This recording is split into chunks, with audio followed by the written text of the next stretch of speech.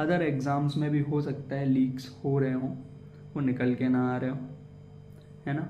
क्योंकि लीक जैसे शब्द के लिए आपको प्रॉपर एविडेंसेस चाहिए, और एविडेंसेस, क्योंकि माफियाज आर सो स्ट्रॉन्ग, जो पेपर लीक माफिया है वो कोई उन्होंने कच्ची गोटियां नहीं खेली होंगी, वो तो कहीं एक आध गलती हो जाती है जिससे पेपर लीक पकड़ में आ जाता है, ठीक है। तो इस पे बहुत ही स्ट्रिक्ट मेजर्स गवर्नमेंट को लेने की ज़रूरत है ना। क्योंकि सिर्फ पेपर लीक सामने आ नहीं रहा है इसका मतलब ये नहीं है कि हो नहीं रहा होगा, there are chances. Second thing इसमें मैं गौर करना चाहेंगे हम कि सिर्फ नीट जेई ये तो चलो 12th के बाद एग्ज़ाम्स हैं, जनरली लोग अपीयर होते हैं, लेकिन बहुत सारे एग्ज़ाम्स हैं अलग अलग स्टेट में, इवन सेंट्रल गवर्नमेंट के भी, जिसमें कोई अकाउंटेबिलिटी नहीं है, कोई डेडलाइन नहीं है। जब मन हो रहा है ले रहे हैं, जब मन हो रहा है नोटिफिकेशन दे रहे हैं, रिजल्ट्स में डिले कर रहे हैं, मनमाने तरीके से पैटर्न चेंज कर देते हैं। आप एसएससी का उठा के देख लीजिए, हर 1-2 साल में पैटर्न्स बदल देते हैं, कभी टाइमलाइन बदल देते हैं। इस बार आप टीचर वैकेंसीज का देखिए, एनवीएस केवीएस एकदम से पूरा पैटर्न चेंज कर दिया, है ना। टीचर एजुकेशन में टीचिंग एप्टीट्यूड को ही गायब कर दिया, है ना।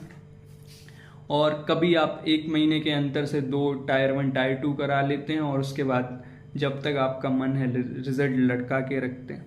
तो उस पर भी अकाउंटेबिलिटी आनी चाहिए। अगर हम नेताओं के बारे में बात करें कि आपका इलेक्शन आज है, उसमें डेट भी डिसाइडेड होता है कि भाई अगले 10 दिन बाद रिजल्ट आ जाएगा, लेकिन हमारे केस में ऐसा नहीं है। हमने आज पेपर दिया है, अब हमें नहीं पता कि उसके कितने दिन बाद उसका टायर 1 का रिजल्ट आएगा, फिर कब टायर 2 होगा, उसके बाद कब क्या होगा। तो इसके लिए एक प्रॉपर टाइमलाइन सेटअप होना चाहिए, एक फिक्स टाइमलाइन बनना चाहिए कि कोई एग्ज़ाम नोटिफिकेशन रिलीज होता है तो विदिन 6 मंथ, विदिन 4 मंथ कब कौन सी क्या डेट होगी, क्या उसका सिलेबस होगा। कई एग्ज़ाम में तो सिलेबस ही रिलीज़ नहीं होता है ना। अपने हिसाब से आप सर्च कर लो, उसके हिसाब से एग्ज़ाम दे लो। इस तरीके की चीज़ें नहीं होना चाहिए, है ना, उन पे भी ध्यान जाना चाहिए।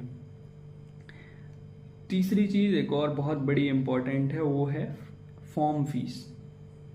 यूपीएससी जैसे हम जानते हैं, मतलब कि अगर बिल्कुल ट्रांसपेरेंट तरीके से, मतलब मैक्सिमम ट्रांसपेरेंसी के साथ, बिल्कुल ट्रांसपेरेंट तो हम किसी भी चीज़ को नहीं बोल सकते, लेकिन मैक्सिमम ट्रांसपेरेंसी के साथ और थोड़े स्ट्रिक्ट तरीके से जो एग्ज़ाम कराती है वो यूपीएससी है।